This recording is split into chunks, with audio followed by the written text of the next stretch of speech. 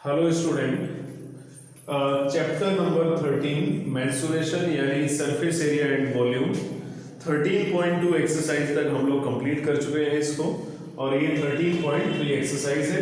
Question number first को देखते हैं और मीनिंग समझते हैं। ये metallic sphere of radius, metallic sphere का रेडियस दिया है 4.2 centimetre, is melted and recast into the shape of cylinder. Melt करने के बाद उसको रिकास्ट किया जाता है सिलेंड्रिकल शेप में। याद रखना ये टर्म बहुत ज्यादा बार रिपीट होगा।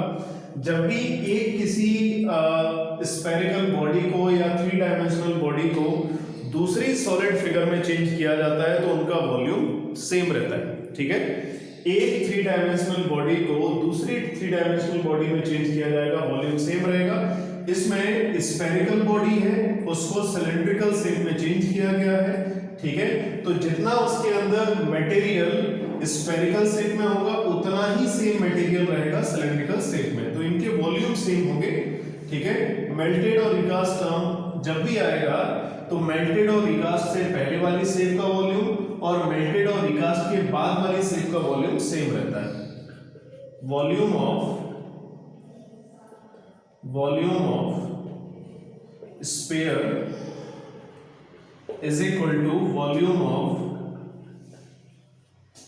of cylinder. तो स्फीयर का वॉल्यूम होता है 4/3 pi r cube is equal to cylinder का वॉल्यूम होता है पाई आर स्क्वायर एच। दोनों का रेडियस अलग है इसलिए r1 और इसको मैंने r2 लिख दिया।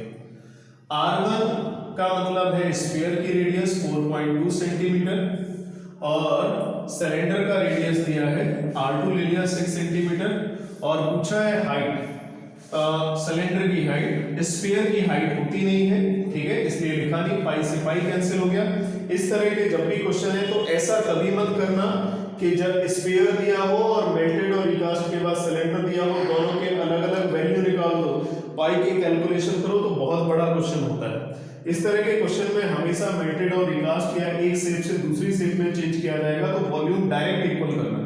वॉल्यूम डायरेक्ट इक्वल किया जाता है तो पाई से पाई कट होता है। बस क्यूबॉइड और क्यूब के केस में ऐसा नहीं होता है क्योंकि उसके वॉल्यूम के फॉर्मूले में पाई नहीं आता है। तो 4/3 r1 क्यूब दिया है, r1 का मतलब 4.2, लेकिन ये 3 बार आएगा 4.2। r2 का मतलब हो गया स्क्वायर है 6 × 6 और हाइट पूछा है 3 से मैंने इसको कट किया, 3 × 3 और 3 × 4 = 12 और 6 × 7 = 42 और इसके बाद 6 × 7 = 42, ये कैंसिल हो गया। 14 × 4 = 56 और इंटू 7 × 7 = 49। एक एक करके मल्टीप्लाई करेंगे इससे कैलकुलेशन ज्यादा बड़ी हो, ठीक है। 7 6 × 42 कैरी 4, 7 × 5 = 35 और 4 39, पॉइंट आ गया 2 डिजिट के बाद इंटू 0.7 = h। तो h फाइनली मिलेगा 7 × 2 = 14 कैरी 1 और 7 × 9 = 63 और 64 कैरी 6 हो गया और 7 × 3 = 21 और 6 × 27। 3 डिजिट के बाद डेसिमल आएगा तो 2.744। हाइट पूछी है, सारी यूनिट सेंटीमीटर में दी है तो इसकी वैल्यू भी सेंटीमीटर में आएगी। तो ये आंसर इसका आ गया 2.744। क्वेश्चन नंबर फर्स्ट क्लियर हो गया होगा। क्वेश्चन नंबर सेकंड देखते हैं। क्वेश्चन नंबर सेकंड देखते हैं। मेटेलिक स्फीयर्स हैं जिनकी रेडियस दी है 6, 8 और 10, यानी 3 स्फीयर हैं और मेल्ट करके एक सिंगल सॉलिड स्फीयर बना दिया गया है। यानी 3 स्फीयर थे, उन सबको मेल्ट किया और एक नया स्फीयर बना दिया। मैंने बताया था कि जब भी मेल्ट किया जाता है, जितने भी ऑब्जेक्ट को मेल्ट किया जाएगा, मेल्ट करने से पहले का वॉल्यूम और मेल्ट करने के बाद का वॉल्यूम हमेशा इक्वल रहता है। तो मेल्ट कितनी चीजों को किया जा रहा है? 3 स्फीयर को किया जा रहा है और एक नया स्फीयर बनाया जा रहा है। तो तीनों स्फीयर का volume is equal to volume of new sphere, यानी volume of all 3 spheres is equal to volume of new sphere. Solid sphere है तो वॉल्यूम V1 प्लस 3 स्फीयर है तो V1 plus V2 plus V3 is equal to V। V1 का मतलब 4/3 पाई R1 cube, दूसरे का होगा 4/3 pi R2 cube plus 4/3 pi R3 cube is equal to जो नया होगा उसका वॉल्यूम रेडियस पूछी है तो वॉल्यूम क्या हो जाएगा, जो नया आएगा उसकी मैंने रेडियस R मान ली तो वॉल्यूम हो गया 4/3 पाई R। पहले वाले की रेडियस माना 6 सेंटीमीटर, सेकंड वाले को R2 मान लिया 8 सेंटीमीटर, थर्ड वाले को R3 इज इक्वल टू मान लिया 10 सेंटीमीटर। ठीक है, 4/3 पाई सबसे कॉमन आ रहा है, R1 cube R2 cube R3 cube is equal to 4/3 pi R cube. मैंने जैसे लास्ट क्वेश्चन में भी बोला पाई वाला टर्म हमेशा कटता है, बस वैल्यू पुट करना है 6 cube 8 cube 10 cube is equal to R cube. तो 6 का क्यूब 216, 8 का क्यूब 512 और plus 1000 is equal to R cube. तो जब हम R क्यूब निकालेंगे तो 1728 आएगा। इसके बाद हम लोग इस साइड देख लेते हैं इस क्वेश्चन को। तो R क्यूब है तो क्यूब रूट लेंगे तो 1728 और ये 12 का क्यूब रूट होता है तो रेडियस आ गई 12 सेंटीमीटर। और मुझे लग रहा है ये क्वेश्चन नंबर सेकंड एकदम क्लियर हो गया होगा। अब हम लोग चलते हैं question number third. Question number third देखते हैं। एक 20 मीटर डीप वेल, एक 20 मीटर डीप वेल है, एक 20 मीटर गहरा कुआं है और जिसका डायमीटर 7 दिया है। डायमीटर इसका 7 दिया है, मतलब इसका जो रेडियस होगा वो 7/2 मीटर होगा। और इसको जब कुआं बनाया जाता है तो उसके अंदर से सॉइल निकाली गई है and earth from digging is evenly spread out to form a platform. ठीक है, और उसके पास एक प्लेटफॉर्म बना दिया है, प्लेटफॉर्म इस तरह का एक प्लेटफॉर्म बना दिया है जिसको हम चबूतरा बोलते हैं, चबूतरा टाइप का बना दिया है। इस चबूतरे की कुछ डायमेंशन दिए हैं, 22 दिया है और 14 दिया है। पूछा है ये चबूतरा कितनी हाइट में होगा, हाइट कितनी होगी और ये बना किससे है, जितनी भी यहाँ से सॉइल निकाली गई, जितनी भी इसके अंदर से सॉइल कितनी निकाली गई होगी, सॉइल जितना इसका वॉल्यूम होगा उतनी बाहर सॉइल निकाल दी गई होगी। और इसी सॉइल से क्या बनाया गया है, चबूतरा यानी प्लेटफॉर्म बना दिया है। तो जितना वॉल्यूम इस वेल का होगा उतना ही वॉल्यूम इस प्लेटफॉर्म का होगा। तो दोनों के वॉल्यूम को हम इक्वल करेंगे। सॉल्यूशन देखते हैं। सॉल्यूशन में देखो इसका लेंथ और ब्रेड्थ दिया है 22 बाई या इनटू करके लिखा जाए तो लेंथ और ब्रेड्थ होती है। ठीक है, याद रखना। तो volume of well is equal to volume of platform. तो वॉल्यूम ऑफ वेल कितना होता है, वेल का जो शेप है वो सिलेंड्रिकल होता है, pi square H. Platform cuboid shape में है, LBH। पाई का वैल्यू 22/7, पाई की वैल्यू पुट करना पड़ेगा क्योंकि कट होगा नहीं। रेडियस, वेल का रेडियस दिया है 7/2, स्क्वायर है तो 2 बार लिखना पड़ेगा, 7 से 7 कट हो गया। और हाइट इसकी 20 is equal to L 22, breadth 14 और हाइट अननोन है, फाइंड करना है। तो 2 से ये 11 कट हुआ 11 टाइम्स और 2 से ये 10 टाइम्स कट हुआ और 7 2 जा 14 हो गया। ठीक है, अब 11 2 जा 22 हो गया। इधर केवल लेफ्ट में बचेगा 10 और अपॉन में आ गया 4, तो 2 5 जा 10, 2 2 जा 4, तो h is equal to 5/2 is equal to 2.5। तो इसका आंसर कितना हो गया, 2.5 मीटर हो गया। यानी ये जो चबूतरा या प्लेटफॉर्म बनाया जा रहा होगा इसकी हाइट कितनी होगी, 2.5 सेंटीमीटर। मुझे लग रहा है ये क्वेश्चन क्लियर हो गया होगा। क्वेश्चन नंबर 4 को देखते हैं। क्वेश्चन नंबर 4 देखते हैं। ए वेल, थर्ड क्वेश्चन से थोड़ा बहुत रिलेट करता है ये question. A well of diameter 3 metre is dug 14 metre deep. एक वेल है जिसका डायमीटर 3 मीटर दिया है और उसको डीप 14 मीटर डीप तक डग का मतलब खोदा गया है। The earth taken out of it has been spread evenly all around it in the shape of circular ring। Of width 4 metre to form an embankment. Diagram बना के मैं सारी चीजें बता रहा हूं। तो ये इसका वेल हो गया। अब इसके चारों तरफ एक प्लेटफॉर्म बनाया गया है रिंग शेप में। रिंग शेप में एक प्लेटफॉर्म बना दिया है जिसको एम्बैंकमेंट भी बोला जाता है। जैसे कोई कुआं होता है, कुएं के चारों तरफ देखा होगा कंक्रीट टाइप का एक सर्कुलर शेप बना दिया जाता है, चबूतरा बना दिया जाता है, जहां पे लोग बैठते हैं, नहाते हैं, पानी पीते हैं। ठीक है, ऐसा प्लेस होता है कुछ इस तरह का। और मैं क्लैरिटी दे देता हूं इसमें। इस तरह का एक शेप बन रहा होगा। एक मिनट, इस तरह का प्लेटफॉर्म बन जाता है। तो ये एम्बैंकमेंट बना हुआ है। 4 मीटर इसका विड्थ है। प्लेटफॉर्म 4 मीटर का है, चारों तरफ सर्कुलर शेप में है, क्वेश्चन में बोला है। और ये 1.5 मीटर इसका रेडियस हो गया क्योंकि डायमीटर 3 दिया हुआ है। अब क्वेश्चन में बोला गया है कि जितनी भी अंदर से सॉइल निकाली गई है उसको एम्बैंकमेंट बनाने में लगा दिया गया है। सॉइल को निकालते जा रहे हैं और इस प्लेटफॉर्म, इस एम्बैंकमेंट, इस चबूतरे को बनाते जा रहे हैं। तो जितना सॉइल निकाला गया उसी से बना वेल, कुआं। तो इसका मतलब कुएं का जितना वॉल्यूम होगा और वो जो सॉइल निकली है उसको कहां पे डाल दिया, एम्बैंकमेंट में। तो जितना वेल का वॉल्यूम होगा उतना चबूतरे का वॉल्यूम होगा, क्योंकि कुएं के अंदर से सॉइल को निकाल के क्या बनाया गया है, एम्बैंकमेंट। सॉल्यूशन देखते हैं। तो volume of well is equal to volume of embankment. ठीक है, वॉल्यूम ऑफ वेल, वेल का शेप क्या है, इसका सिलेंड्रिकल शेप है तो पाई आर स्क्वायर एच होगा।